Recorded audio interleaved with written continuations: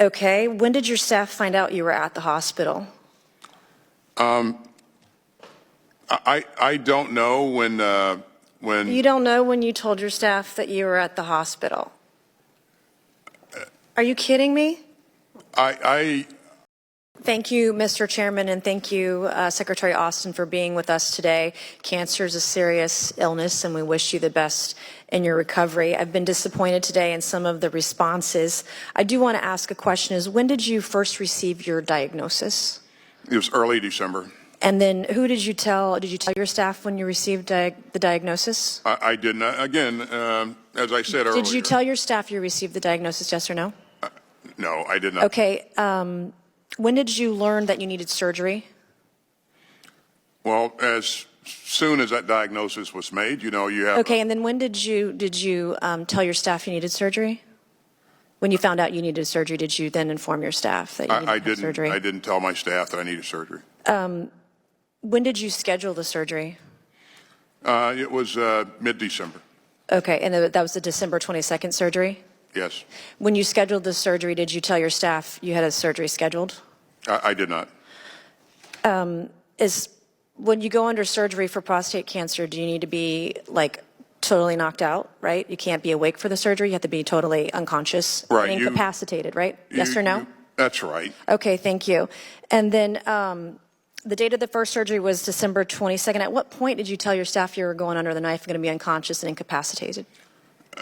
Again, Did you tell your staff that you were in the hospital and going to be under the knife? I have admitted that that I didn't get this right. I should have notified the president of my my cancer diagnosis and my. So you didn't inform your staff in December when you had the December surgery that you were going to be incapacitated at all? I knew I was going to be incapacitated, and I transferred authorities to the deputy secretary. And then they had this emergency event. Well, that was January 1. That's correct. What time of day did that happen? Late afternoon. And then did you tell your staff late afternoon when it happened what was happening? I didn't. My concern there was getting to the hospital. You did not tell your staff that you were on the way to the hospital? That's right. Okay. When did your staff find out you were at the hospital? I don't know when. You don't know when you told your staff that you were at the hospital? Are you kidding me? Again, as a patient in the hospital undergoing evaluation. Okay, let me just back up. I have a minute and a half. If any American worker did what you did, they would be fired. And they aren't the number 2 in the chain of command of the greatest and most lethal fighting force in the world. And here you are, you're not informing anybody on your staff that this is happening, let alone the President of the United States, let alone the delay to the Joint Chiefs of Staff, let alone the delay to the Deputy Secretary.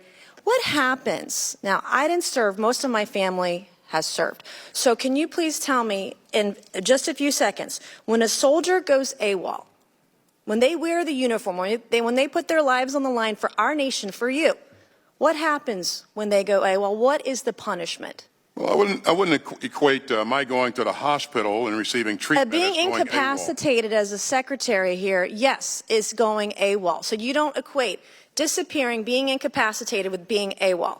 I didn't disappear. I was in a military medical facility in Washington, D.C. You just testified you didn't tell your staff.